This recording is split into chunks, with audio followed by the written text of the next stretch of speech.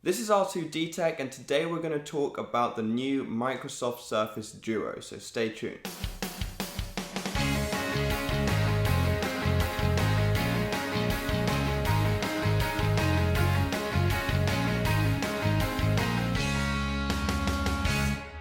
So as you might have noticed, this is a folding smartphone, and when it's closed, both displays are on the inside and the outside is a complete glass shell. I think this is quite a clean design, and the only color option they offer is white, but I think that's also quite nice and it matches their entire Surface lineup, which is quite cool. Now, you might have gathered they're not going for that flexible OLED technology like Samsung. Instead, they've just got two displays with a separation in the middle for the hinge, and they're not trying to go for any of that flexible technology. That's because their main aim is to make this a productivity device, and you don't really need any of that flexible OLED technology to have two separate apps open at the same time. When it comes to the actual size of this thing, it's definitely quite a lot wider than your typical smartphone, and that's mainly to give you the extra screen real estate for productivity tasks. But the only thing that really annoys me is that the bezels on the screen are really thick, which is a bit outdated for 2020. But I think they make up for this in terms of thickness of the device. When it's folded, it's about the same thickness as an iPhone, which I think is amazing, because that means that each individual slab, when unfolded, is about half the thickness of an iPhone, which is pretty insane. Now, the other really cool engineering stunt that they've pulled is the hinge mechanism. I don't know how they've done it, but it's really smooth and it can open at any angle, basically any reasonable angle, so you can use this device however you want, really. Moving on to those two internal displays, each one is 5.6 inches and they're both AMOLED panels, which is really great to see. Now, the actual resolution of each panel is 1350 by 1800, and this is pretty decent. It's not quite 1440p, but it definitely passes that HD mark. Now, both screens combined, granted they do have the separation in the middle, would be 8.1 inches, which, yes, is actually larger than the Galaxy Fold, which just came out. Granted, the Galaxy Fold doesn't have any separation in the middle of the display. Now, I think it's pretty clear that Google intends this to be used as a productivity machine, but of course you can still fold both panels back on themselves, back to back, if you want to make a phone call or something like that, since you probably don't want two displays on your ear while you're on the phone.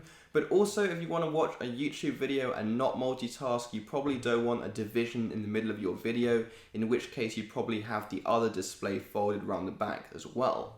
Now, of course, most people will be using this for multitasking, so you might have your YouTube video on the left display and your email on the right or something like that, and the software will definitely take this into account. Microsoft actually went with Google on this with Android 10, and I think it's the first time they've partnered on software, which is really cool. So there'll definitely be lots of nice multitasking functionality in the software. Moving on to specs, unfortunately you don't get the latest from Qualcomm, you get the Snapdragon 855 processor, which is quite old now for 2020, and it's a bit annoying. The reason they have this is because they got delayed quite a lot due to production and COVID and things like that, but I still think since you're paying quite a lot of money, you'd expect the latest chipset. And then you're also getting 6GB of RAM, which for a productivity like multitasking device, I think is a bit low again, and I'd expect something more like 8 or 12 or even 16GB of RAM, to be honest.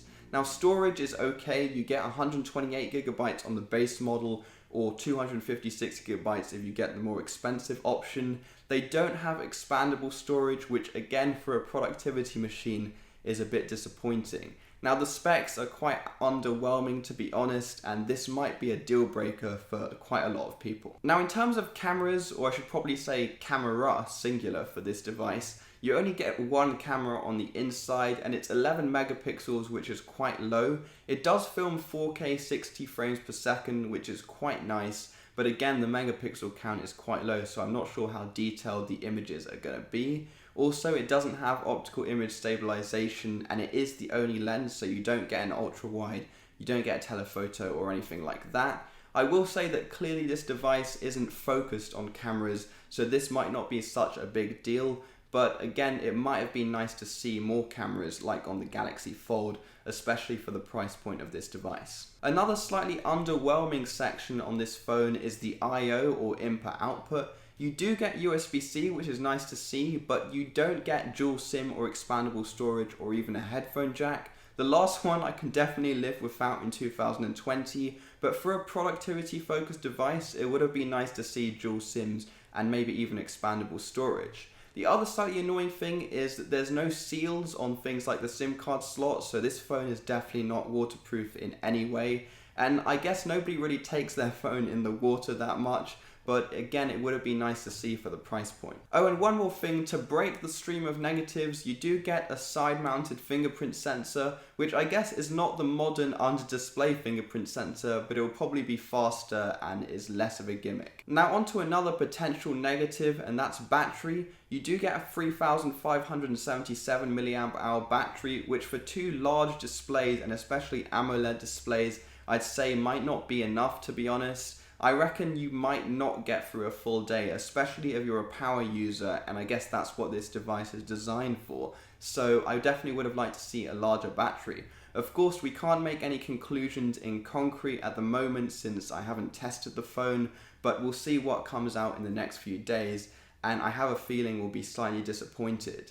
In terms of charging, you get an 18-watt power brick in the box, and it does charge at a maximum of 18 watts as well. Now again, that's slightly underwhelming, especially since I've seen phones that charge at 65 and even one phone recently that charges at 120 watts. So again, I would have liked to see a bit of a higher wattage on this device. I guess that segues quite nicely onto what you get in the box, and you do get a USB-C to USB-C cable, which is quite neat, and also a SIM ejection tool, of course, and they do give you a bumper case in the box with pre-installed adhesive, which is really nice actually. And finally, as I mentioned before, you get the 18-watt power brick, which is not the highest wattage we've seen, but it will definitely get the job done, and is more than some other companies who provide 5-watt power bricks in some of their boxes can say.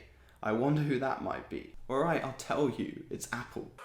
I hate being seen as a bad guy! Moving on to the last thing, which is definitely going to be a deal breaker for most people, including myself, and that of course is price. So this phone launched for $1,400, which I think is just ridiculous, especially since they've got last year's specs in the device, and it's not offering any new technology, to be honest. It has got two separate displays. It doesn't even have a flexible OLED inside, so I don't know how they're going to justify that price, to be honest, and I don't think many people are going to buy it. Granted, I will say it is a really cool device, and I definitely like to have one, just not for $1,400. That's it for this week. If you like the video, then please leave a thumbs up because it helps with the algorithm. And also, if you want to see more content like this in the future, then definitely hit the subscribe button and the notification bell below. Thanks.